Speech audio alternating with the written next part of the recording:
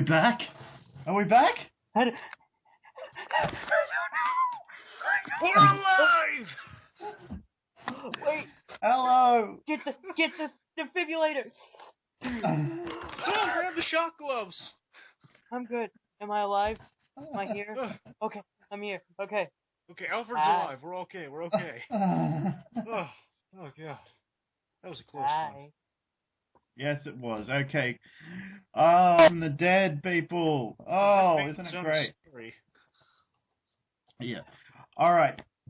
I've got to get these few things out of the way first. First of all, big thank you to Superhero Enthusiast for plugging us and giving us that arrow discussion video. Thank you so much. Thank you for helping out with the show as much as you have. And thank you for also for coming on board and doing the Aussie Canuck podcast with myself and all the work you've done with that. I really appreciate it. I thank you, man. I from the bottom of all our hearts, I think we give you a big thank you for everything you've done for the show. Thanks, bud. Okay. Thank you. Yes. So, he's sort of become the behind-the-scenes type guy that's helped out with the show a great deal. So, I think a big thank you for him. Sorry to everyone that was following the show and were like, "What happened? Where'd you guys go?" Okay, so thing to do now, guys, is I'll try and remember to do this. Look for the CFG or the Confidential Fan Guild, and you on Twitter. We've got a Twitter now, thanks to Superhero Enthusiast. We've got its own YouTube channel now, guys. So if you love the show and for whatever reason we get pulled again for copyright, go over there and you'll see the show there. Okay, so there'll be no more long-term hiatuses. It will just be on that show. Also, we're gonna continue doing this monthly. There might be some problems with this show, so let's hope that doesn't happen.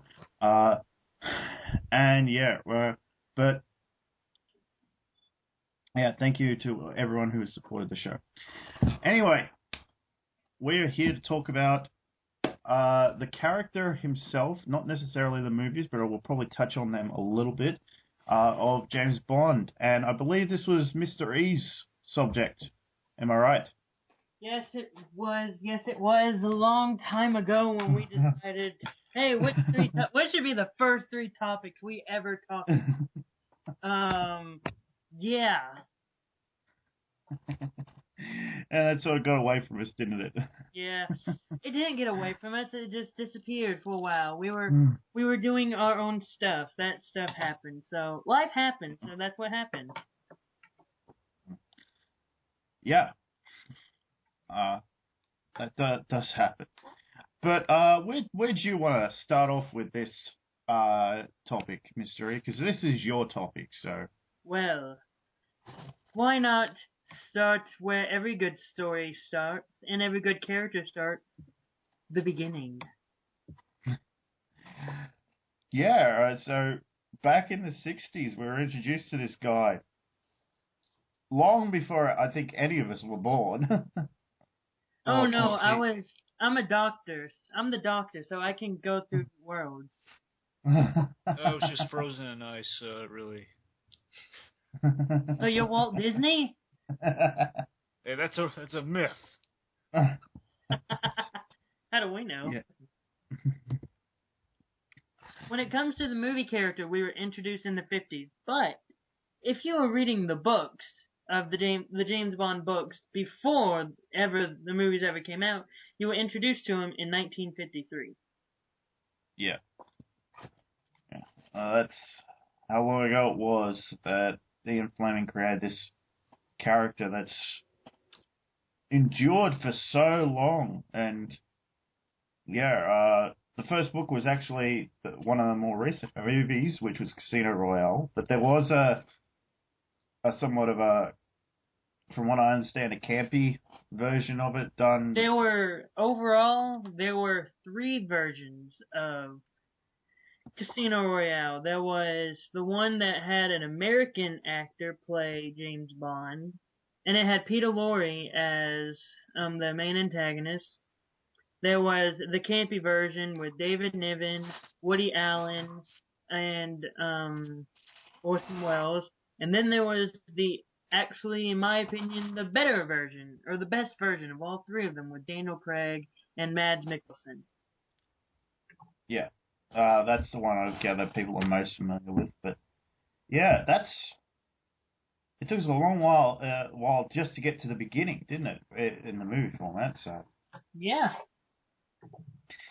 and that was like the reintroduction of Bond, and it was like this much more cold, dark, and serious Bond, and not to everyone's taste, especially mine, because I'm not terribly fond of this new Bond, but it's taken a decided turn in Skyfall, I think. So maybe we'll get back to the more fun and the root style. Yeah, I agree with that. Yeah. The root. Yeah. But okay. You were saying? Doctor No. So that was probably most people's like at the time was introduction to the character, because I think that was a very interesting movie. Kind of slow paced, but not much really known about. We kind of got like little like he's the womanizer type thing. Like one of the first scenes, he's flirting with some chick at on holiday or something, and goes over and does her, and then Yeah. He goes there, when I want a bango, does it, and then gets out of there. Yeah. So, but like for uh, especially those early ones, for those movies that didn't have a lot of sex in them, they had a lot of sex in them. Yeah. It wasn't subtle about oh, they're having sex, but they didn't show it. But it was very much implied that was what's going on. Like a lot of budding flowers, a lot of fireworks going off, stuff like that. No, not like that. But they're not having sex. No, all those explosions, all that rolling around in the covers, they're not having sex. They're playing with each other. but okay, but they do get stylistic with the implication. Yeah. Not that I watched all the Sean Connery movies, but I got a distinct impression from like what I know about them that this is we don't get much more than that in those movies, do we? Really? Because like, yeah, he's a womanizer. Yeah, he's cool. He's British, and as the movies go on, the womanizer part of it kind of like fades away, because then you kind of start to develop the like, oh, we need to treat women right and all that. We get to that part of it. So it begins to that go away from the womanizer to where the females are actually getting pretty close to stronger than him. GoldenEye to be the reference. And so it slowly begins to go away. Yeah, does it? So that's kind of a good thing, I think. But I gather that was more the Roger Moore type era, because like Moore was hilarious. That was a hilarious Bond. Yeah. When you had Sean Connery and George Lazenby, they were playing it straight and like an action hero. Roger Moore, when he started doing it, he just started bringing up jokes like, I see. Well, the thing about the George Lazenby one is like he only did one film, and that was like one of the better ones, because we actually got to see Bond develop a relationship, get married, and have it taken away from him. Yes, at the very end, and unfortunately they didn't he wasn't able to follow it up, because he only signed on to do one movie. No. He signed on to do more than one movie. It just more stuff behind the scenes happened. Oh, really? Yeah, I Well, gotta that's not try the to. story I gotta try to remember what exactly it was, cause I think. What was it? What was it? What was it? It was more of him being cocky, I think, or him like being a little bit full of himself. What George Lazenby was originally was offered a contract for 7 Bond films, but declined and left after just one, on the advice of his agent. His agent was to blame. Yeah, well, like, I guess the feel was that that we really weren't sure if because that was like the first like big recasting of the franchise. Yeah. So, well, I guess the idea was, well, get out now because you're going to be constantly compared to Connery if you keep going with this, and that was kind of the thing. But well, from what I understand, the thing about Lazenby was, he felt they weren't taking like any of his suggestions; they were just using him as a prop, practically. At least that's what I heard. He felt about it, like they weren't, respecting him, or they just used him. Anything he suggested, directors didn't listen to him, stuff like that. Yeah, I'm very much a novice in this area, so.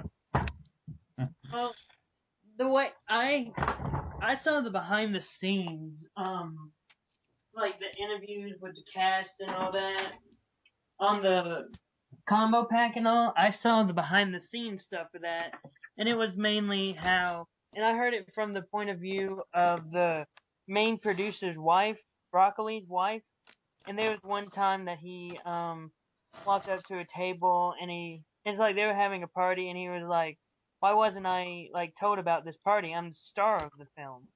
And then like the producer, Cubby Broccoli, said, you are not a star until you earn it. Yes. Come on. Well, that's kind of cold. A little respect. The guy's playing James Bond. You cast me as the star of the movie, and I know, but that was his first movie. Well, one of his first. It actually wasn't his first movie.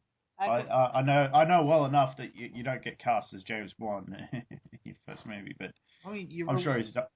You have a guy carrying a movie. You have to respect him. Oh no, that was his first movie. I don't believe you. That was his first film, anything.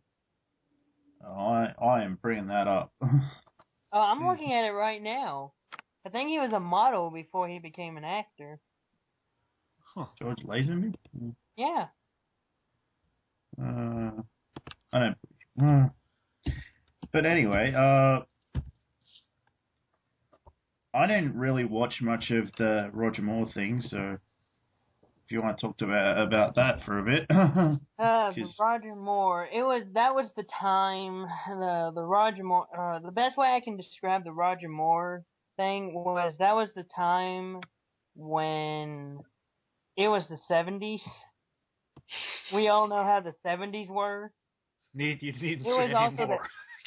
It was the early 70s to early 80s.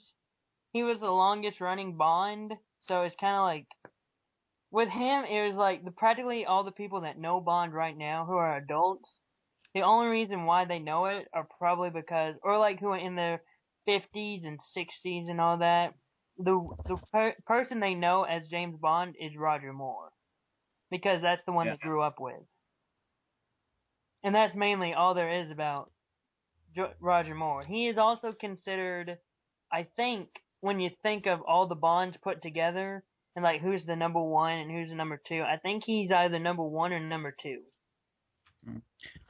Well, actually, George Lazenby did do General Hospital before that, so that's the only thing he'd actually done. But more. Well, why did Connery leave the role? Was it because he was getting older? Too old. Simple fact. He was getting too old. Okay. It was like this.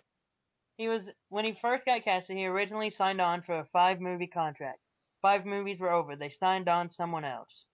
That was George Lazenby. George Lazenby left, and so when they got John Connery to come back for only that one movie, it was because they wanted someone that they would know. Like, oh, we need someone that they would know to play James Bond. And that was the person. They got Sean Connery, and they had it to where the only way he'd come back is so they could, so he could do another movie with them, and that was Macbeth. But they ended up not doing that movie. And then they got Roger Moore. Yeah. Okay. But after Roger Moore, we got Timothy Dalton. Now, I think he was a great Bond. Oh, he was a great Bond. Oh my goodness. I saw both of those movies and I was like, I don't know what to think about it because I haven't really seen him in anything, but then I saw him. I was like, okay, I wish he would have had at least one more movie. I think he's kind of a blend of Roger Moore and Sean Connery, if that makes sense. It's a little bit of Lazenby too. His own thing, mind you. I'm just saying he kind of captures what they were about. I think he's way better than Roger Moore. I think he's more on the scale of Sean Connery because he's really good at the womanizer thing. Because the 80s were a little darker and grittier age. Can't believe I just said that. But I think Timothy Dalton was more of the darker James Bond. I think he was darker than all the James Bond and all the other James Bonds. Yeah, but he kept such kind of a light face about things, though. Yeah, I think that was as dark as it got in the original, era, if I can call it that. I think his deaths had the most gruesome deaths of bad guys. Remember when they get thrown out planes, get through grinders of sorts. Yeah, but that was the charm, though. He was kind of such a pleasant and fun guy, yet he had a lot of darkness around him. Well, technically, the main villain in his first one, The Living Daylights, he didn't technically die. He was around in the end, and then kind of he got captured by the Russians, and who knows what the Russians did to him. Well, you get captured by the Russians in the 80s, you probably die. And then in License to Kill, the bad guy got burnt alive. Yeesh. And those were just the main bad guys. But yeah, after him, sorry to be fast forwarding, but well, do you remember? Sorry, I just want to. Go ahead. I have no idea where I was going.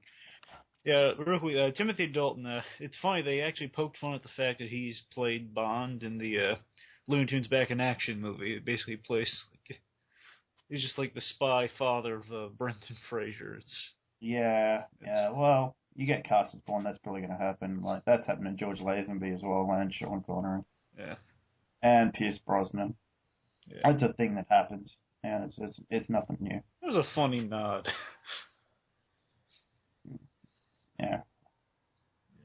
But I think he might be one of the coolest Bonds. Yeah. Then after Timothy Dalton's Bond, we got Pierce Brosnan. Yes. There was a Bond with class. Who, I can say, he was up to play Bond during the time when Timothy Dalton got casted. Actually, Pierce Brosnan... It was during Roger Moore's run, wasn't it? Because he was doing a show called Remington Steele at the time, which is a really good show. Unfortunately, it didn't last that long, but it was really good. It was during that whole... Just let me finish. It was just during this whole detectives in the 80s with agencies thing. It was like a moonlighting thing. Yeah.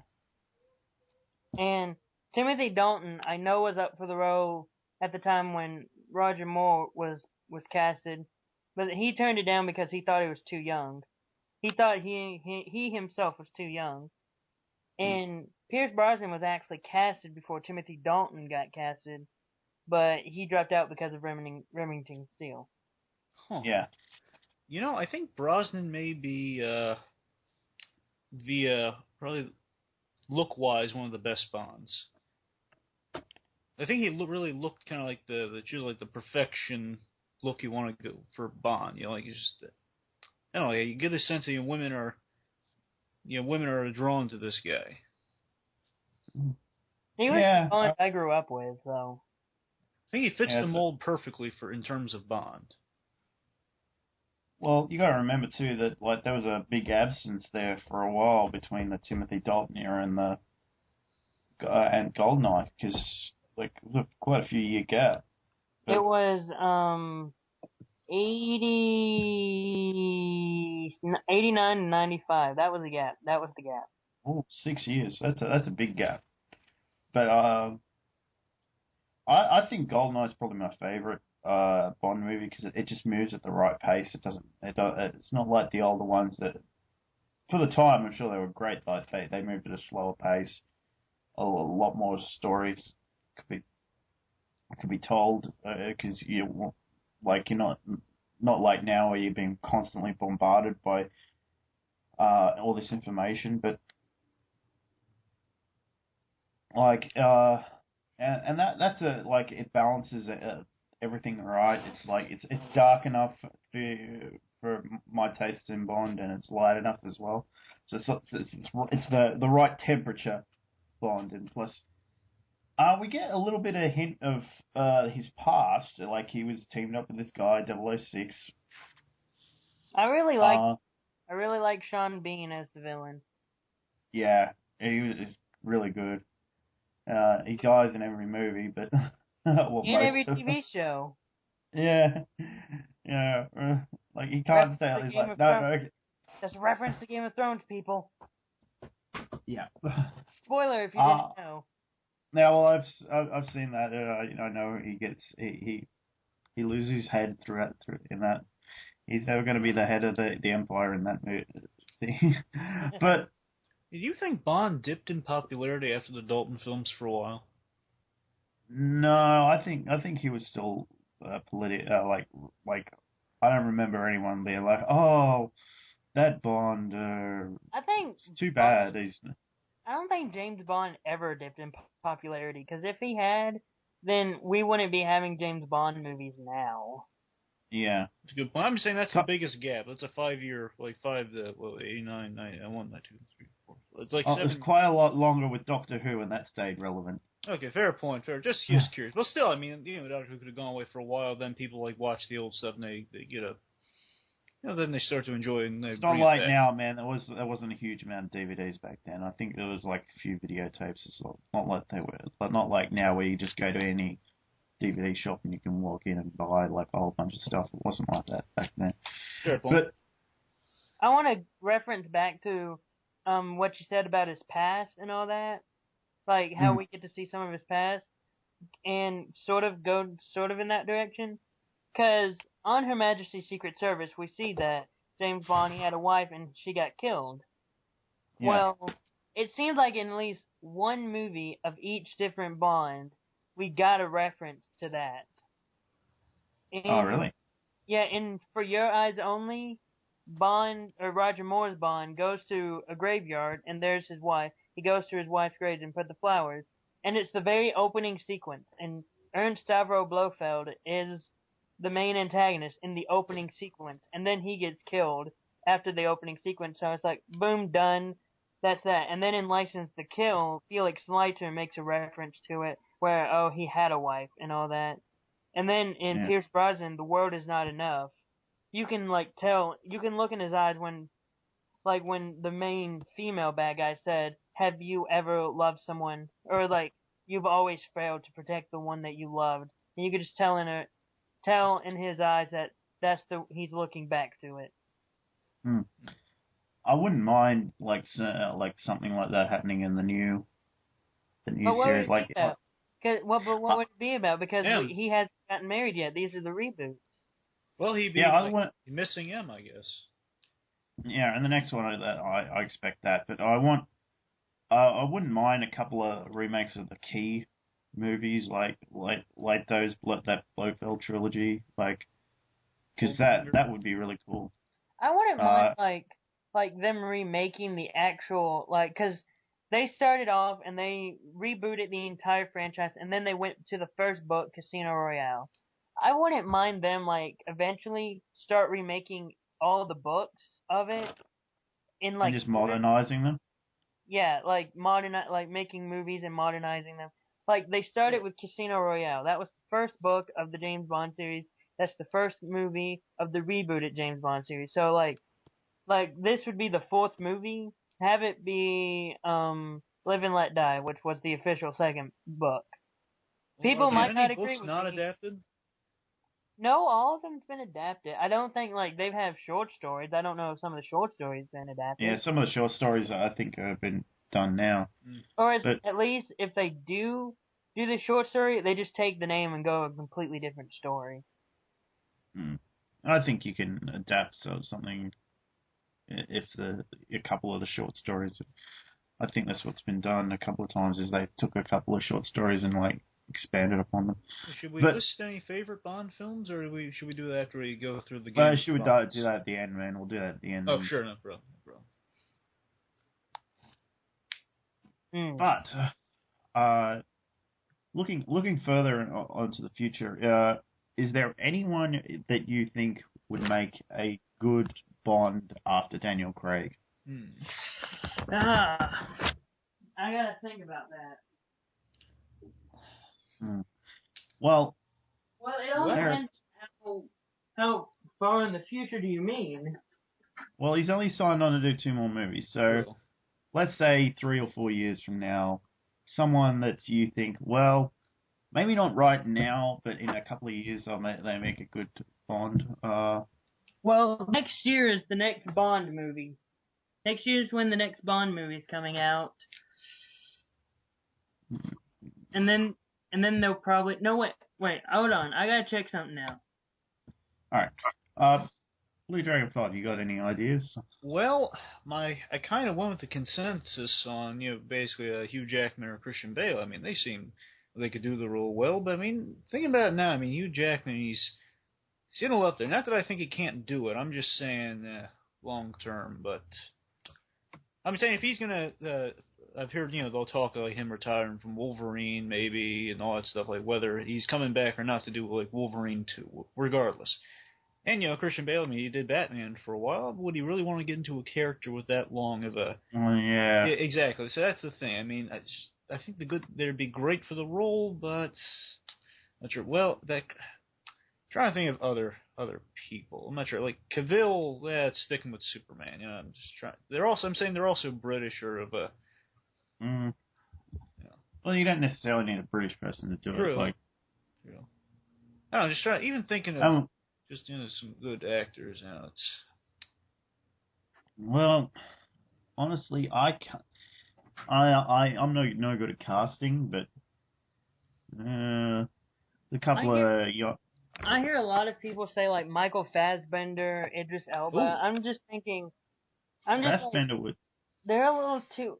Because I'm thinking like maybe it'll be about 10 years before Daniel Craig will officially say I'm done. No. He said it.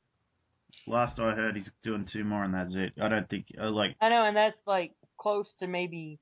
Well, there's this year, next year, and then maybe. Well, that's 5 years. Like maybe around 5 years, including this year. So with that, it's kind of. It has me thinking about if in 5 years we'll probably all the people that we choose right now will probably be too old in the future to play James Bond. Well, I've got one in mind, and he might be if he gets some seasoning and he can do a good job. I think Chris Pine would be a good choice because he's only going to do probably 1 more Trek movie, and that's going to be it. You know what's funny? So I think it would be good a choice. I was mulling that over. I was afraid how you were going to react. Well, I saw Chris Pine in something else while I was away in hospital, and well, he won me over. Yeah, it's that simple. I can get behind Chris Pine or Fassbender. I mean, they're both good actors. Fassbender could be maybe a Timothy Dalton type Bond, for all we know. Yeah. I don't know. It could be good. We don't know. He's tied up with X-Men. I don't want to like. You don't want to. It looks like they have plans for him. Looks like they have plans for him too, so it might not be a good. Let's go with Chris Pine. He's good.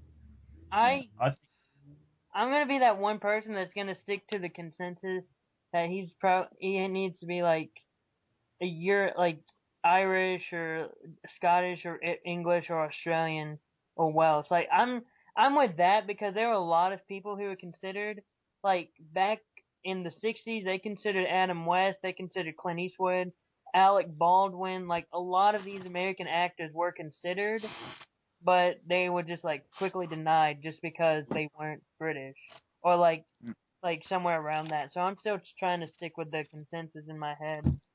Well, let me run this by you. What about this? Is just now, it's an out there one, but mind you, a few years from now, it might change. What about Freddie Highmore? He's a good actor. I mean, you think he doesn't have the Bond look, does he? Who's that? I have no idea who you're talking about. Freddie Highmore. Okay. Well, currently he's on Bates Motel doing an astounding job. He's British, but I think you'll most famously know him. Have you ever seen that remake of Charlie and the Chocolate Factory? Yeah. He's the kid from that, but now he's grown up. He's Still too young. Oh yeah, I'm saying like years from now, playing Bond. Mm. I don't know, but I mean, That's a bit far out to think. I'd have to think about it. But if we're going British, hang on. If we're going British, my standby choice, Matt Smith. I've seen him in something else where he played a completely different character, so I imagine he could do Bond, but Benedict Cumberbatch, another one, probably make a good Bond. Andrew Garfield. No, it's still too young. Look-wise, I know he's older than he looks, but How about Dominic Cooper? Remind me. You may know him from Captain America: Winter Soldier. Not Winter Soldier. The first Avenger. He was Howard Stark. Oh. Yeah. Huh. He's British. He might work. Tony Stark's dad, yeah, sure. Here's one for you. What about Chris Hemsworth? No. He's too recognizable as Thor. Yeah. Oh, popular guy today. Not saying he couldn't do it. It's just he hasn't got the right look for it. And he's got more of the superhero look, not the spy look. Not that I don't like the guy. I think he's. Why I said Dominic Cooper was because there's like mini-series going on BBC right now called where is it? Fleming, the man who would be Bond, and he's playing Ian Fleming. Okay. Which the character that they have the character of Ian Fleming in the miniseries, they're playing it like he is like James Bond, sort of like. So it's kind of, yeah. It's like I could see him potentially playing James Bond. Okay, here, I got two for you. Okay, what about Aaron Taylor Johnson? Name sounds familiar. Need a reference. Okay, he plays. Kick-Ass. He plays Kick-Ass, and he's going to be Quicksilver in the Avengers. Well, he's going to be hooked up with that, and I'm thinking. Well, they don't have to bring him back for every film. I mean, again, Avengers, you don't want to get too big with the team. That's another topic for discussion. Point is, what do you think? Could he pull it off? Yeah, he's a good actor, and I don't see why not. It's just like I don't see him as the next Bond if he's going to be in the Avengers, because that's going to be tying you up for a fair while. The problem is, we keep thinking of good actors, but they're all committed to something. That's usually the thing. Like the other one I'm thinking of. Well, the only one that was close to someone not committed to anything. Yeah, because I want to say Stephen Amell, but he's committed to Arrow. Oh, he could do it. He could do that he could do Bond between seasons if he really wanted to. Oh, you think he could pull it off? Henry Cavill was actually considered for the role of Bond in Casino Royale. That makes sense. The only reason why he didn't get it was because he was deemed too young to play him. Okay. Well, guys, do you want to say anything more about the character? Like, because he's being characterized as a womanizer, and like in the Roger Moore, let's be all political correct, that's kind of downplayed. But yeah, or there's Pierce Brosnan, it was played up again, and I mean we got I guess Christmas only come. I thought Christmas only came once. The line from the world is not enough, and ironically that title was a reference to a previous Bond film where they were talking about his family crest in On Her Majesty's Secret Service. I love that. I love that reference, but yeah, is there anything else you want to say about it? Where we hope the character might go? I I could guess is I could say for the character, I could see him going forever until eventually they're just like, we can't do anything else with him. yeah, because that's kind of like what happened with TV show MASH. Like they literally did everything from every possible angle in every possible way. But I think if we keep getting a new Bond, it's kind of be like Doctor Who. We'll just keep going and going. Yeah, I Yeah, don't think and Bond's it's gonna like end anytime soon. with the new casting of each character and all that, it's kind of to where you can see what their strengths and their thing and like their personality, and then can be like, oh, we can like write a new story where Bond still has the Bond personality, but yet because of this actor, he can change he has a completely different personality and all, so we can just do something different. Yeah, I was more though talking about what you hope they do with the character. What's something that we hope that happens with the character? For me, I hopefully see the character uh, in the future. I hope the character just lives on forever, and I just want to see him eventually. I just personally, for me, I want him to say this character of this version of James Bond is retiring. Like this is James Bond, and he is retiring from MI6 and all that. And it's like that's the best way to quit. It's like if they want to stop James Bond, that's the best way to do it. Just say, I'm retiring from the MI6. Okay, Blue Dragon 5. Well, we kind of got this with Skyfall, but I like the idea of like if given Daniel Craig, he signed on for at least 2 more movies, right? Yeah, that's what I hear. Well, I mean, maybe like the getting there, maybe like the last one he's going to be on there for. Keep pushing this older Bond, like Bond in a world that's kind of it's moving on. He's playing an old game, the old game espionage. What if they kept pushing it and get like an older Bond, maybe more gadget reliant? Because again, gadgets awesome. That's the thing I love the gadgets for Bond, but Yeah. like a Bond who's just seeing things like I'm getting older, but I can still do like a really smart, a really wise Bond. Like Bond is like really experiencing things, and then he's facing quite literally his own mortality. But again, we kind of play with this with Scott, but I guess just push it a little further with a Bond, then kind of with the next guy, I guess have him like a new face. I don't know. It depends if they acknowledge the whole. So given it's a reboot now. With the Daniel Craig stuff, they're giving this a reboot because now they have a Bond family. If they did kill him off, well, I would dare say that kill him off, and then bring in a new guy, and then start officially the whole the Bond's just a code name. After that point, and then you just bring in a new guy who's living up to a legacy. I prefer they keep that balanced. Like it can still be there because like even like I watch Skyfall, it can still be there if they really want it to be. But I just, with me, I really want to see it get back to more classic Bond, more gadgets, but Oh yeah. a really cool car with like machine guns and all that sort of thing. You want to talk about some favorite gadgets? Well, I've only got the one, and that's the grenade pen and the car itself. Yeah. It's got 4 clicks, then it goes off in 4 seconds. It's awesome. Yeah.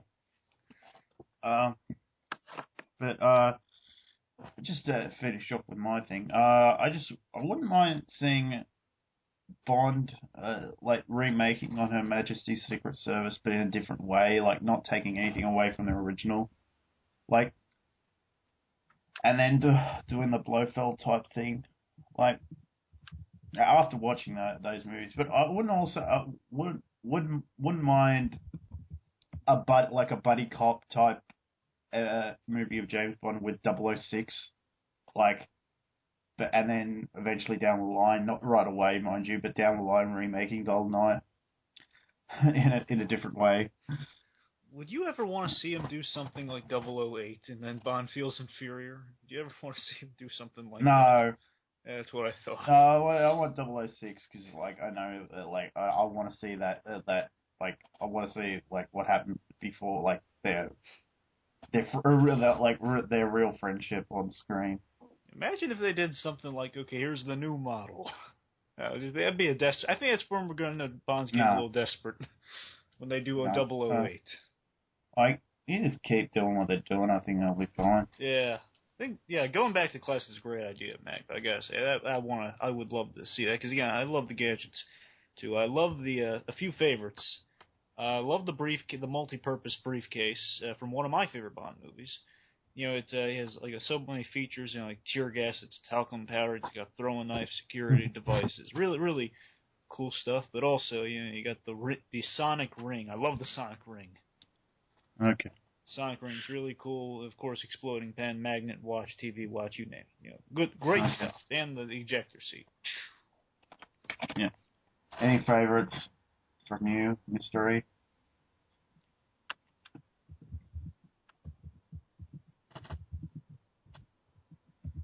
Oh, okay, Mr. E seems to be having problems on his end, but if he can, I'll read off anything he writes here. But I can kind of hear you, Mr. E, but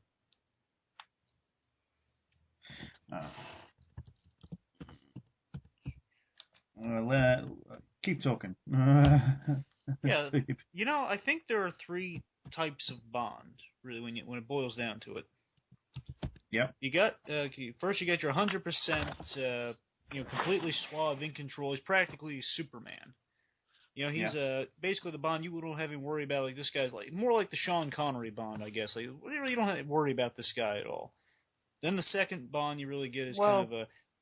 I can tell you my favorite gadget. Yep. By all means. My favorite gadget was the first gadget, actually. The suitcase. Nice. Oh, okay. When you look at the James Bond movies and the first one that actually showed the first gadget was From Russia with Love, and it was the suitcase. Had so much stuff in that one suitcase. Yeah. Awesome. And the car, you can't help but love the Goldfinger car. The Aston Martin, wonderful. All right. Seeing as we're having a little bit of problems here, we'll just round things off because it should make it to the hour limit, guys. Top 3 and bottom 3 Bond films. Mystery, why don't you go first while we know you're working?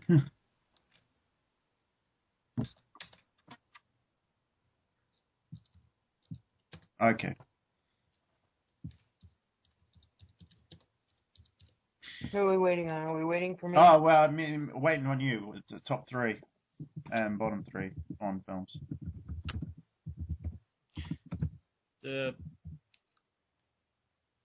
Yes, we're waiting on you, Mystery. Let me just look. Okay. Top 3. Top 3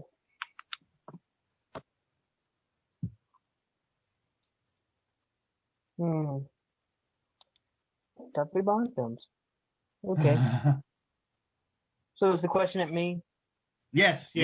Yes. Okay, I'm sorry. Like the back and forth computer in and out, going in and out. So I'm sorry. Yeah. Okay, my top 3 Bond films. This is in no particular order. Is Skyfall, GoldenEye, and Dr. No. Ooh. Those are my 3 favorites. All right. Because each one of them made me love Bond. Now, for my 3 least favorites, at the bottom, are Moonraker, what are they? Live and Let Die. Even though I love the song in Live and Let Die, don't like the movie.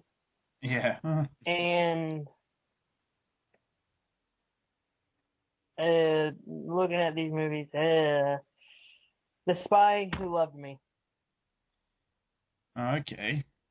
You want to know the common factor about all of those bottom 3 James Bond movies? Roger Moore. Each one of them had Roger Moore as James Bond. Yeah.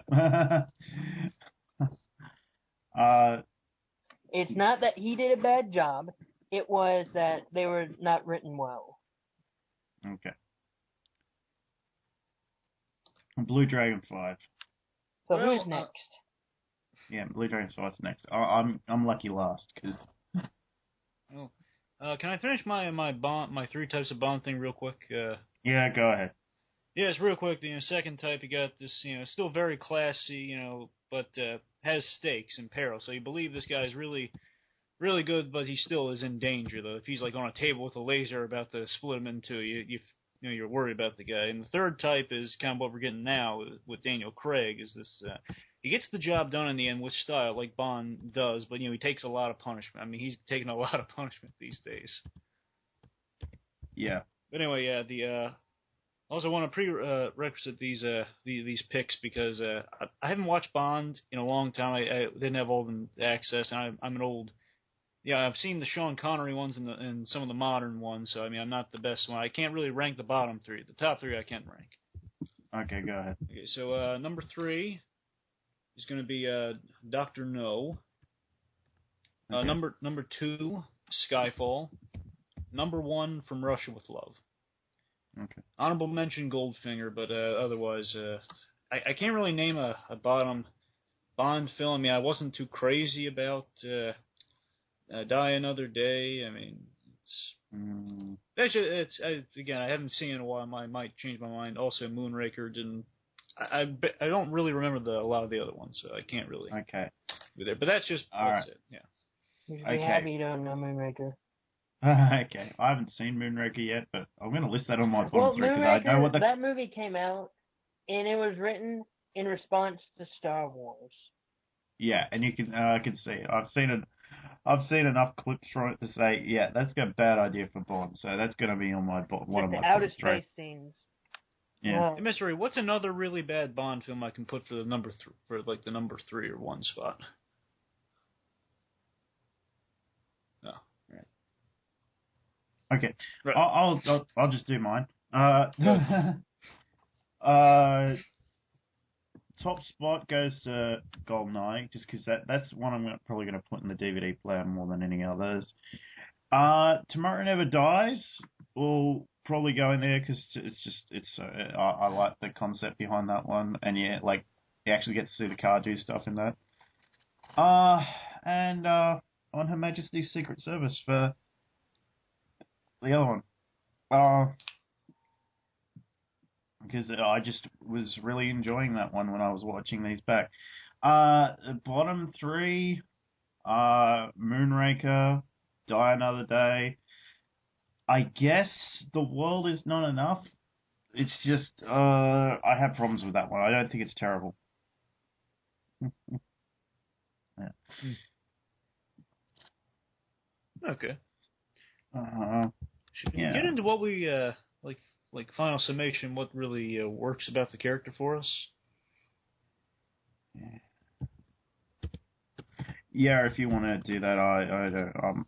What works about the character for me is the fact that he's fun, and he's not overly complex. I think. Okay, you go ahead. Well, for me, it's pretty much he is the best Harrison. Is it riddle time? Wait. Yeah, no, wait. I can hear you now, but yeah. Wait, Blue Dragon 5 was just summarizing the character. Just tell me when it's riddle time. Just tell me when it's riddle time. Okay. Because, as I said, you're coming in and out, so I don't know when to come in. Okay. It's disaster here. Okay. Yeah, just quickly, your thoughts on the character Blue Dragon 5. Yeah, I mean, the best comparison I can say, he's Batman if he were a spy. He's really cool, got a lot of cool gadgets, love that. Multi-talented. He's the guy you can kind of aspire to be. He's perfect man, ladies man. These espionage spy. He's a guy with style. At the bottom of it all, he has style and class to him while he's getting the job done. That's just really, really cool to me. And that's why Bond's endured for so many years, because he's got style and he doesn't really compromise that. no matter what his form may be, always has some sort of style and class about him. All right. He's old school. You gotta love it. Okay, Mr. E, if you want to go now.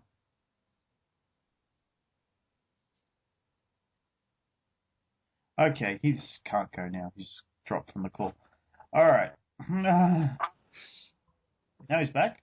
Yes. Am I? Yay! Yay. Okay. He just did it by himself. Okay. Summarize the character quickly.